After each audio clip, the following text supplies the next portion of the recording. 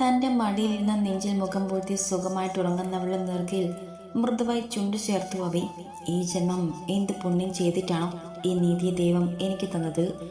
ഒരുപാട് വേദനകൾ സഹിച്ചു കഴിഞ്ഞാൽ തനിക്ക് ദൈവമായിട്ട് കാത്തു വെച്ചതാണ്. സ്നേഹിക്കാൻ മാത്രം അറിയുന്ന ഈ കുഞ്ഞു പെണ്ണിനെ, തന്നെ മാത്രമല്ല തൻ്റെ അമ്മയും സഹോദരങ്ങളെയും അവളുടെ മകളെയൊക്കെ തൻ്റെതായി കണ്ട് ചേർത്ത് പിടിക്കാൻ മനസ്സുള്ള എൻ്റെ പെണ്ണ്, ഈ ഒരുവളോട് തോന്നിയ വികാരമായിരുന്നു വൈഷ്ണവിയോട് തനിക്ക് തോന്നിയത് അല്ലെന്ന് ഇപ്പോൾ ഉറപ്പായും അവയ്ക്ക് മനസ്സിലായി. ശരിക്കും ഇതാണോ പ്രണയം? അതെ, ഇതാണ് ശരിയായ പ്രണയം. ഒന്നിനു വേണ്ടിയും ഈ ഒരുവളെ നഷ്ടപ്പെടുത്താൻ വയ്യ. വല്ലാത്തൊരു ഇഷ്ടത്തോടെ അവളെ ഒന്നുകൂടി ഒതുക്കി പിടിച്ചു നെഞ്ചിൽ ചേർത്തുകൊണ്ട് ബെഡിലേക്ക് ചാഞ്ഞു കിടന്നു അവി. അപ്പോഴും അവളുടെ നെറ്റിയിലും കണ്ണിലുമൊക്കെ അവൻ്റെ ചുണ്ടുകൾ അമരുന്നുണ്ടായിരുന്നു.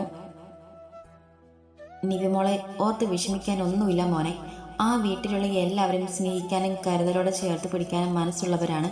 എന്തിന് ആ ചെറിയ കുഞ്ഞു പോലും നിവിമോളെ പൊന്നുപോലെ നോക്കും.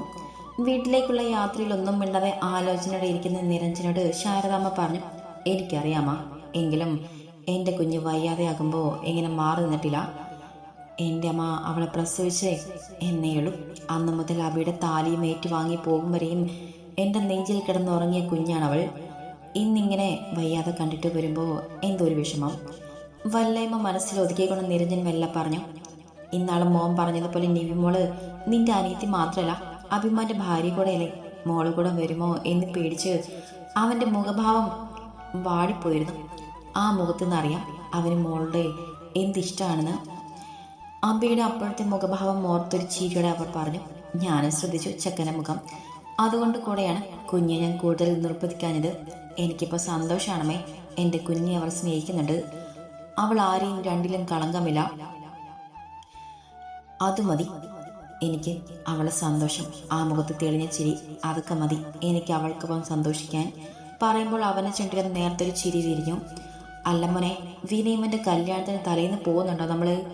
ആരും അതിനെക്കുറിച്ചൊന്നും പറഞ്ഞ് കേൾക്കാത്തതിനാൽ ചെറിയൊരു മടിയോടെയാണ് ശാരദാമ്മ ചോദിച്ചത്. തലേന്ന് പോകണമെന്നൊക്കെ എനിക്ക് ആഗ്രഹമുണ്ടമ്മ, പക്ഷേ ഷോപ്പ് ഓപ്പൺ ആയിട്ട് കുറച്ച് ദിവസമല്ലേ ആയുള്ളൂ. പെട്ടെന്ന് അടച്ചിട്ടി പോയാൽ എങ്ങനെയാണെന്ന് വിനിയോട് പറഞ്ഞപ്പോൾ, വന്ന് കല്യാണമെങ്കിലും കൂടിയിട്ട് പോയിക്കോടാ നിരഞ്ജനാണ്. ആലോചനയുടെ വീട്ടുമുറ്റത്തേക്ക് കാർ കയറ്റി നിർത്തുമ്പോൾ നിരഞ്ജൻ പറഞ്ഞു, എന്നാ പിന്നെ രാവിലെ പോയിട്ട് കല്യാണം കുടുങ്ങി തിരികെ പോരാ മോനെ. നോക്കാമ്മ, അമ്മ ഞാൻ ഞായറാഴ്ച കൊണ്ടുപോയി വിടാം കേട്ടോ. ഞങ്ങൾ കല്യാണത്തിന് വരുമ്പോൾ തിരികെ കൂട്ടിക്കൊള്ളാം, അതുപോലെ. വാതിൽ തുറന്ന് വീടിനുള്ളിലേക്ക് കയറുമ്പോൾ നിരഞ്ജൻ തിരക്കി, അപ്പോൾ 2 ദിവസം മോൻ ഒറ്റയ്ക്കാവില്ലേ? അത് സാരില്ല, 2 ദിവസം കാര്യമല്ലേ അമ്മ, അത് ഞാൻ മാനേജ് ചെയ്തോളാം. ശാരദാമ്മയുടെ ആ സ്നേഹം കാണി വല്ലാത്ത സന്തോഷം തോന്നിപ്പോയി നിരഞ്ജന്. എങ്കിലും അത് വേണ്ട, നമുക്ക് ഒരുമിച്ച് പോയിട്ട് വരാം. വിനയമോനും കരിമോൾക്കും ഇവിടുത്തെ അവസ്ഥയ്ക്ക് അറിയാലോ. ഇനിയൊരു എതിർപ്പിന് നിൽക്കാതെ പറഞ്ഞുകൊണ്ട് അകത്തേക്ക് കയറിപ്പോയി ശാരദാമ്മ. എന്നെ കൂടെ കൂട്ടിൽ ഞാൻ തീർത്തുറപ്പിച്ചോ പ്രവി? കൊണ്ടുപോകാനുള്ള സാധനങ്ങൾ അടുക്കി വെക്കുന്ന പ്രവീണിന്റെ അടുത്തേക്ക് വന്ന് നിന്നുകൊണ്ട് ചോദിച്ചു വൈഷ്ണവി. ഇതുവരെ പറഞ്ഞതിൽ കൂടുതലൊന്നും എനിക്കിനിയും പറയാനില്ല. ദാ നിന്റെ അക്കൗണ്ടിലേക്ക് ഞാൻ 1 ലക്ഷം രൂപ ട്രാൻസ്ഫർ ചെയ്തിട്ടുണ്ട്. മെസ്സേജ് വന്നിട്ടുണ്ട്, നോക്കിക്കേ. തൽക്കാലത്തേക്ക് ഉള്ള ആവശ്യങ്ങൾക്ക് നിനക്ക് അത് മതിയാകും. പിന്നീട് എന്തെങ്കിലും ആവശ്യമുണ്ടെങ്കിൽ വിളിക്കും. ഈ ഞാൻ ഡിവോഴ്സ് വിധി വരുമ്പോൾ മാത്രമേ ഇങ്ങോട്ട് വരുന്നുള്ളൂ. ബാഗ് അടിച്ച് സിബ് വലിച്ചിട്ടുകൊണ്ട് പ്രവീൺ പറഞ്ഞു. ഞാൻ എവിടെ പോകും പ്രവീ? ഞാനും കൂടെ വന്നോട്ടെ. ഒരു വീട്ടിൽ വേണ്ട, ഒരു നാട്ടിൽ ജീവിച്ചോടെ നമുക്ക്. അപ്പോഴും അവനിപ്പം പോകാനുള്ള അടങ്ങാത്ത മോഹത്തോടെ വൈഷ്ണവി തിരക്കി. അതൊന്നും നടക്കില്ല വൈഷ്ണവി. അവൻ്റെ ഈ വൈഷ്ണവി എന്ന വിളിയിൽ അവളുടെ പല്ലുകൾ ഞെരിഞ്ഞെങ്കിലും മിണ്ടിയില്ല. പാവം പോലെ അവന് കണ്ണെടുക്കാതെ ഒരു നിമിഷം നോക്കി നിന്നു. വൈഷ്ണവിക്ക് താമസിക്കാൻ ഇവിടെ നിന്നും കുറച്ചു മാറി ഒരു വീട് വാടകയ്ക്ക് ശരിയാക്കിയിട്ടുണ്ട് ഞാൻ. താഴത്തെ നിലയിൽ വീടിൻ്റെ ഓണറുണ്ട്, ഭാര്യയും ഭർത്താവുമാണ് അവിടെ താമസം. മുകളിൽ നിനക്ക് താമസിക്കാം. മുരളിയുടെ ഒരു സുഹൃത്ത് വഴിയാണ് ആ വീട് ശരിയാക്കിയത്. തൻ്റെ മുഖത്ത് പോലും നോക്കാതെ പറയുന്നവനെ കൊല്ലാനുള്ള കലിയോടെ നോക്കി വൈഷ്ണവി. നീ എന്നെ ഇങ്ങനെ നോക്കിയിട്ട് ഒരു കാര്യമില്ല. എനിക്ക് ഇപ്പോൾ ഒന്ന് പുറത്തു പോകേണ്ട ആവശ്യമുണ്ട്.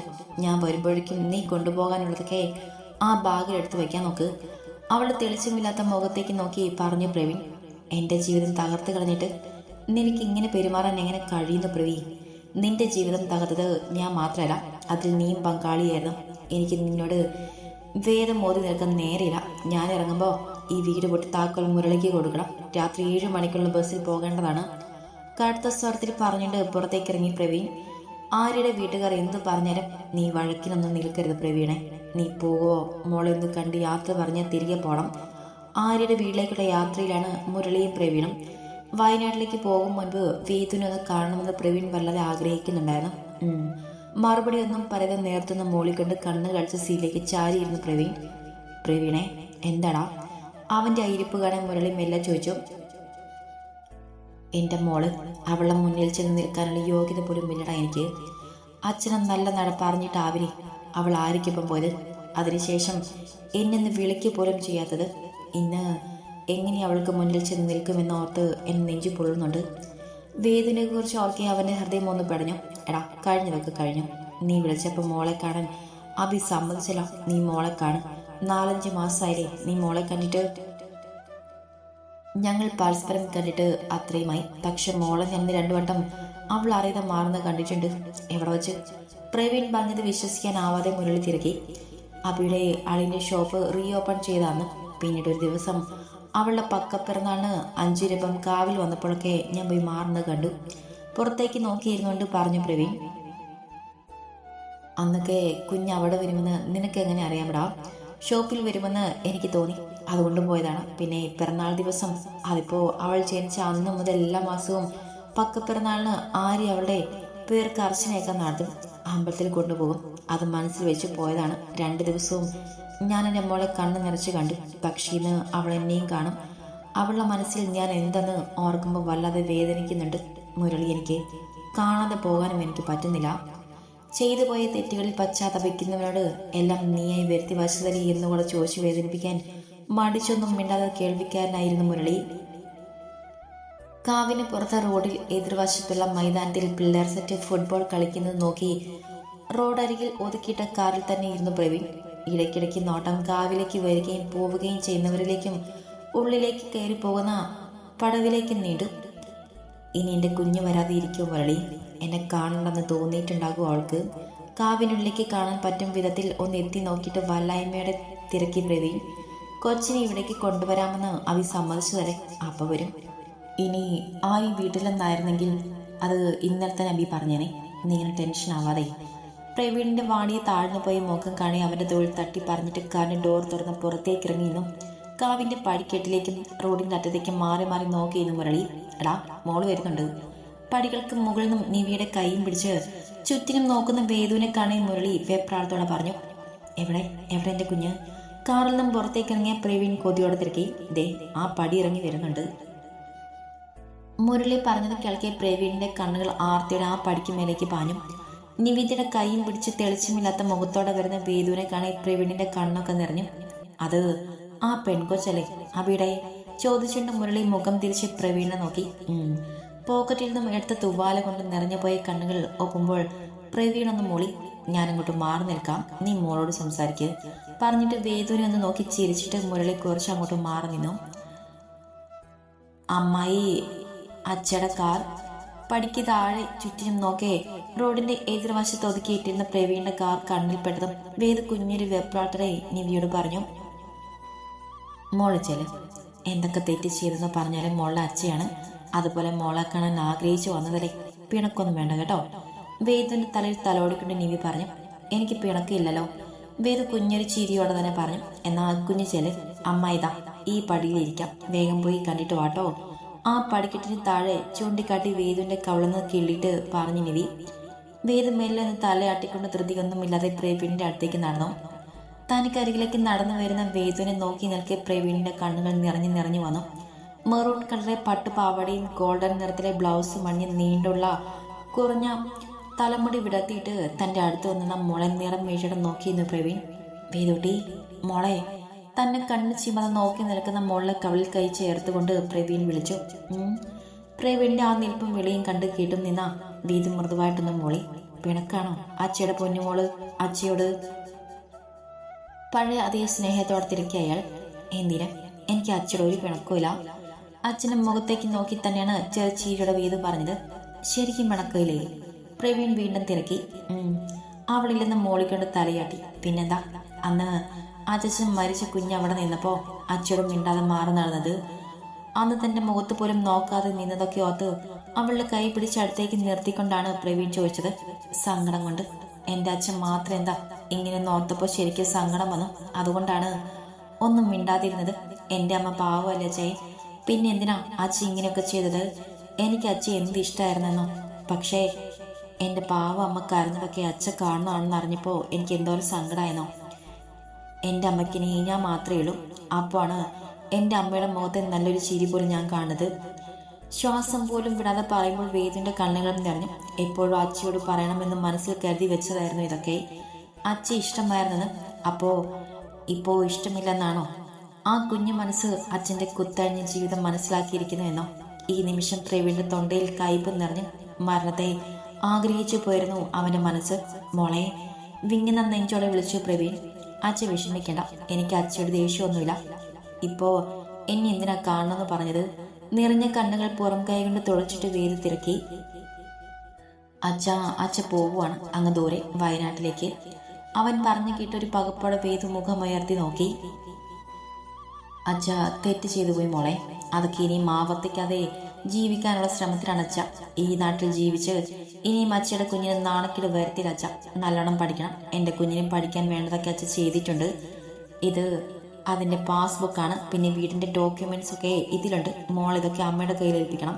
എന്താവശ്യമുണ്ടെങ്കിലും അച്ഛയെ വിളിക്കണം.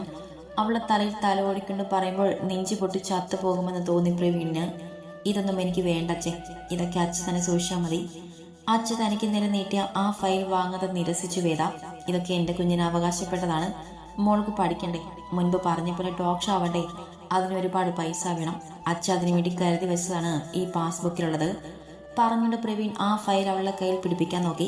വേണ്ടച്ചേ, അമ്മ ജോലിക്ക് പോകുന്നുണ്ട്, അത് മതി. ഈ പൈസയും വീടുമൊന്നും എനിക്ക് വേണ്ട. എൻ്റെ അമ്മയെ വേദനിപ്പിക്കുന്ന ഒന്നും ചെയ്യാൻ എനിക്കിഷ്ടമല്ല. പിന്നെ എനിക്ക് ആഗ്രഹമുള്ള അത്ര പഠിപ്പിക്കാമെന്ന് രഞ്ജുവാങ്കിലും അഭയങ്ങളും പറഞ്ഞിട്ടുണ്ട്. വേദ നേർത്തൊരു ചിരിയോടെ പറഞ്ഞു. മോളെ, നീ വിചാരിക്കും പോലെ പഠിക്കാൻ അവിടെ കയ്യിലുള്ള കാശൊന്നും തികയില്ല.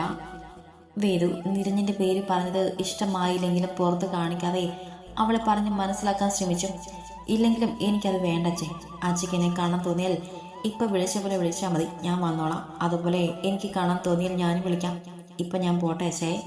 തന്നെ നോക്കി ചിരിയോടെ ചോദിക്കുന്നവളെ അടുത്തേക്ക് ചേർത്ത് നിർത്തി ആ നെറ്റിയിൽ ചുണ്ട് ചേർത്തുകൊണ്ട് തലയാട്ടി പ്രവീൺ. പോവാണേച്ചേ, പോവാണെങ്കിലേ. പ്രവീണിനെയും മുരളിയും നോക്കി കൈവീശി കാണിച്ചു പറഞ്ഞിട്ട് നീവിക്ക് അരികിലേക്ക് ഓടിപ്പോയി വേദു. അവളെ പോക്ക് നോക്കിയിരുന്ന പ്രവീൺ തളർച്ചയുടെ കാലിലേക്ക് ചാരിപ്പോയി. പ്രവീണെ. അമ്പെ തകർന്നു നിന്നവനെ ചേർത്ത് പിടിച്ച് മുരളി വിളിച്ചതും പൊട്ടിക്കരഞ്ഞിട്ട് അവന് ചുമലിൽ മുഖം ചേർത്ത് പ്രവീൺ. തന്റെ തോളിൽ ചാഞ്ഞ് ചുറ്റി പിടിച്ചുകൊണ്ട് പൊട്ടിക്കരയുന്നവനെ ചേർത്ത് പിടിച്ച് തലോടാനല്ലാതെ മറ്റൊന്നിനും മുരളിക്കായില്ല. അല്ലെങ്കിലും എന്തു പറഞ്ഞാണ് അവനെ ആശ്വസിപ്പിക്കേണ്ടത്? പലപ്പോഴും ഉപദേശം നേർവഴിക്ക് കൊണ്ടുവരാൻ ശ്രമിച്ചിട്ടും അതൊന്നും ഒന്നുമേ ചെവിക്കൊള്ളാതെ ഇപ്പോൾ ഇങ്ങനെ വിഷമിച്ചിട്ട് എന്ത് കാര്യം? ഇപ്പോഴും വിങ്ങലടക്കാതെ ഇരിക്കുന്നവനെ നോക്കി മനസ്സിലോർത്ത് മുരളി. ഈ ചെറിയ പ്രായത്തിൽ എൻ്റെ മോളുടെ വകതിരിവ് പോലും ഇപ്പോഴും എനിക്കില്ലാതെ പോയത് എന്താ മുരളി? ഞാൻ എന്തൊരു ജീവിതമാണല്ലോ ജീവിച്ചത്? ഇടറിപ്പോകുന്ന ശബ്ദത്തിൽ വേദനയോടെ ചോദിച്ചു പോയി പ്രവീൺ. നീ ഇപ്പോൾ ചോദിച്ചത് ഒറ്റ മറുപടിയുള്ളൂ. നിന്റെ മുള പ്രസവിച്ച് വളർത്തിയത് ആരെയും, നിന്നെ വളർത്തിയത് വൈഷ്ണവിയുടെ അമ്മയുമാണ്. ഡ്രൈവിംഗ് സീറ്റിലേക്ക് കയറി ഇരുന്നുകൊണ്ട് പറഞ്ഞ മുരളി ആ ഒരൊറ്റ മറുപടിയിലുണ്ടായിരുന്നു എല്ലാം. വേദോട്ടി തന്നെ വന്ന് ചുറ്റി പിടിച്ചവളെ പൊതിഞ്ഞു പിടിച്ചുകൊണ്ട് നിവി വിളിച്ചു. മെല്ലെ മുഖമൊന്നുയർത്തി നിവിയെ നോക്കി മൂളി ആ കുഞ്ഞിപ്പെണ്. എന്താടാ, എന്തിനാ കുഞ്ഞ് വിഷമിക്കുന്നേ? ആച്ച എന്തേലും പറഞ്ഞോ എൻ്റെ കുഞ്ഞിൻ്റെ കണ്ണു നിറയാൻ? അവൾ നിറഞ്ഞ കണ്ണുകൾ തുടച്ചു കൊടുത്തിട്ടാണ് നിവി തിരക്കിയത്. നമുക്കിവിടുന്ന് പെട്ടെന്ന് പോകാം അമ്മായി. നിവിയുടെ കയ്യിൽ തോങ്ങിക്കൊണ്ട് വേദു പറഞ്ഞു. പോകാം, ഇനി കണ്ണ് നിറയ്ക്കലേ മോളെ, അമ്മ കണ്ട വിഷമിക്കും. പ്രവീണിന്റെ കാരണം നിരക്കൊന്ന് പാളി നോക്കിയിട്ട് പറഞ്ഞിട്ട് വേദുവിനെ കൂട്ടി നടന്നു നിവി. വേദു ഒന്നും മിണ്ടാതെ തന്റെ കയ്യിൽ പിടിച്ച് മുഖം കുറിച്ച് ആലോചനയോടെ നടന്നു വരുന്നവളെ വിളിച്ചു നിവി. എന്താ അമ്മായി? കടുത്ത ആലോചനയിൽ നടന്നവൾ ചെറിയ ഞെട്ടലോടെ നിവിയെ നോക്കി തിരക്കി. മോളോട് അച്ഛൻ എന്താ പറഞ്ഞേ? അമ്മയുടെ കുഞ്ഞിന് എന്തിനാ ഈ വിഷമം? ഈ മുഖം എങ്ങനെ വിഷമിച്ച് കണ്ടാൽ ആരേച്ചിക്ക് സങ്കടാവൂടാ. വേദുവിനെ തോളിൽ കയറ്റി ചേർത്ത് പിടിച്ചുകൊണ്ട് നടക്കുമ്പോൾ നിവി പറഞ്ഞു. അച്ഛ ഇവിടുന്ന് ദൂരെ എവിടെ പോവാണെന്ന്. എനിക്ക് പഠിക്കാൻ വേണ്ടി ബാങ്കിൽ നിക്ഷേപിച്ച കുറേ പൈസയുണ്ടെന്ന്, അതും പിന്നെ വീടിൻ്റെ ഡോക്യുമെൻറ്റ്സും ഒക്കെ തരാനും എന്നെ ഒന്ന് കാണാനും വേണ്ടിയാണ് അച്ഛൻ വന്നതെന്നൊക്കെ പറഞ്ഞു. മോൾ എന്തു പറഞ്ഞു? നിവി അവളെ ചേർത്ത് പിടിച്ചുകൊണ്ട് തിരക്കി. എനിക്കൊന്നും വേണ്ടെന്നും അമ്മ ജോലിക്ക് പോകുന്നുണ്ടെന്നും എനിക്ക് എത്ര പഠിക്കണമെങ്കിലും രഞ്ജുവെങ്കിലും അഭയങ്ങളും പഠിപ്പിക്കുമെന്നൊക്കെ പറഞ്ഞു. പിന്നെയും എന്തൊക്കെയോ പറഞ്ഞു അമ്മായി. അജയ്ക്ക് സങ്കടമെന്ന് തോന്നുന്നു. പക്ഷെ പറഞ്ഞതും കൂടി പോയെന്നോ തെറ്റായി പോയെന്നോ എനിക്ക് തോന്നിയില്ല. നിവിയുടെ കൈ പിടിച്ച് നടക്കുമ്പോൾ സങ്കടത്തോടെയാണ് അവളത് പറഞ്ഞത്. സങ്കടമൊന്നും വേണ്ടടാ, ഇതൊക്കെ മോളായിട്ട് വരുത്തി വെച്ചതല്ലോ, അച്ഛൻ തന്നെ ഉണ്ടാക്കിയതല്ലേ. ഇനിയിപ്പോൾ അതൊന്നും ഓർത്ത് ഈ കുഞ്ഞു മനസ്സ് നോവിക്കണ്ട. എൻ്റെ കുഞ്ഞിനെയും വിഷമിച്ച് ഈ വാടിയ മുഖമായിട്ട് വന്നാൽ നിന്റെ രഞ്ജു വാങ്ങിലും അമ്മയും കൂടെ എന്നെ ശരിയാക്കും. അവളുടെ മനസ്സിൽ ആ വിഷമിപ്പിക്കുന്ന ചിന്തകൾ മാറ്റാൻ എന്ന വണ്ണം ആണ് നിരഞ്ജന്റെ പേര് നിവി എടുത്തു പറഞ്ഞത്. പ്രവീണിന്റെ കണം വേദ് പോകുന്നത് നിരഞ്ജനും ആയിരിക്കും തീരെ താല്പര്യമുണ്ടായിരുന്നില്ല. പിന്നെ എന്തൊക്കെ പറഞ്ഞാലും വേദ് മോളെ പ്രവീണ ജീവനായിരുന്നു എന്നൊരൊറ്റ കാരണം കൊണ്ടാണ് ആരെയും സമ്മതിച്ചത്. എന്നാ അച്ഛൻ മകളെ കാണാൻ വരുന്നത് എന്ത് പറഞ്ഞെതിർക്കും എന്നതുകൊണ്ടും താൻ അവളെ ആരുമല്ലല്ലോ എന്നൊരു ചിന്ത കൊണ്ടും മാത്രം നിശബ്ദനായി നിരഞ്ജനം. ഞാൻ എൻ്റെ ഒരു വിഷമവും എൻ്റെ അമ്മയ്ക്ക് മുന്നിൽ കാണിക്കില്ല അമ്മായി. മുന്നേ എൻ്റെ അമ്മ ഒത്തിരി കരഞ്ഞിട്ടുണ്ട്. ഇനി ഞാനായിട്ട് എൻ്റെ അമ്മയെ വിഷമിപ്പിക്കില്ല, ഒരു കാര്യത്തിലും വേദനിപ്പിക്കില്ല. ഒറ്റപ്പെട്ടു പോയ അച്ഛനെ ഓർക്കുമ്പോൾ വിഷമമുണ്ടെങ്കിലും തനിക്ക് വേണ്ടി മാത്രം ജീവിച്ച ഒരുപാട് സങ്കടങ്ങളും അവഗണനയും അനുഭവിച്ച അമ്മയുണ്ടായിരുന്നുള്ളൂ ആ കുഞ്ഞു മനസ്സിൽ. ഇത് മതി, ഇത് മതി, എപ്പോഴും അമ്മയെക്കുറിച്ച് ചിന്തിച്ചാൽ മതി. അപ്പം ഈ സങ്കടമൊക്കെ അങ്ങ് പറന്നു പോകില്ലേ. കുഞ്ഞൊരു ചിരിയോടെ അവളുടെ കവളിൽ മൃദുവായെന്ന് കിള്ളിക്കൊണ്ട് നിവി പറഞ്ഞു. എൻ്റെ അമ്മ എന്തോരം പാവാണെന്ന് അമ്മയ്ക്കറിയോ. കുറെ മുൻപ് ഇന്ന് രാത്രി ഞാൻ ഉറങ്ങിയെന്ന് കരുതി എന്നെ കെട്ടിപ്പിടിച്ച് കിടന്ന് കരയും അമ്മ. അന്ന് എന്തിനാണ് എന്നെനിക്ക് മനസ്സിലായില്ല. ഒരിക്കൽ ഞാൻ ചോദിച്ചു, അന്നെന്തോ സ്വപ്നം കണ്ടതാണെന്ന് പറഞ്ഞ് ഒഴിഞ്ഞു മാറി. പിന്നെ അമ്മ അങ്ങനെ കരയാതെയായി.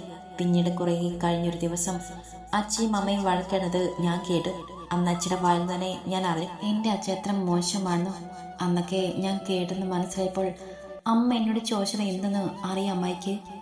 വീടിന് നേർക്ക് തിരിയുന്ന വഴിയിലെ നേരത്തെ ഇരുട്ടിലൂടെ നടക്കുമ്പോൾ ആ വലിയ കണ്ണുകൾ വിടർത്തി നിവിയെ നോക്കിക്കൊണ്ടാണ് വീതി ചോദിച്ചത്. നിവി ഇല്ലെന്ന് തലയാട്ടി. അമ്മയ്ക്കൊപ്പം വരുമോ എന്ന്. ഈ നാണക്കെട്ട ജീവിതത്തിൽ നിന്ന് എൻ്റെ അമ്മ ഓടിപ്പോകാതെ അവിടെ തന്നെ നിന്നത് എന്നെ ഓർത്താണെന്ന്. ഞാൻ എൻ്റെ അമ്മയ്ക്കൊപ്പം ഉണ്ടെങ്കിൽ എത്ര കഷ്ടപ്പെട്ട് ജീവിക്കാൻ അമ്മയ്ക്ക് മടിയില്ലെന്ന് അമ്മ അങ്ങനെ ചോദിച്ചപ്പോൾ പിന്നൊന്നും ആലോചിക്കാതെ ഞാനും സമ്മതിച്ചു. ആ വീട്ടിൽ ആ ചച്ചനും ഞാനും ഒഴിച്ച് മറ്റാരും എൻ്റെ അമ്മയെ സ്നേഹിച്ചിട്ടില്ലെന്ന് എനിക്കറിയാം. അതുകൊണ്ടാണ് എൻ്റെ അമ്മയെ വേദനിപ്പിക്കുന്നൊന്നും ഞാൻ ചെയ്യില്ലെന്ന് പറഞ്ഞത്. കണ്ണും മുഖവും ഒക്കെ അമർത്തി തുടച്ചുകൊണ്ട് പക്വതെത്തിയ ഒരു പെൺകുട്ടിയെപ്പോലെ വേദ പറഞ്ഞു. നിവി ആ കുഞ്ഞു പെൺകുട്ടിയെ തന്നെ നോക്കി. അവൾക്ക് ആ കുഞ്ഞിനോട് ഒരുപാട് ഇഷ്ടം തോന്നി. ഒരുപാട് ഉയരങ്ങളിലെത്തും അമ്മടിക്കുട്ടി. എനിക്ക് ഈ കുഞ്ഞു പെണ്ണിനെ എന്തിഷ്ടമാണെന്നോ. വേദന തോൾ പിടിച്ച് തന്നിലേക്ക് ചേർത്തുകൊണ്ട് പറയുമ്പോൾ നിവിയുടെ കണ്ണുകൾ സന്തോഷം കൊണ്ട് നിറഞ്ഞിരുന്നു.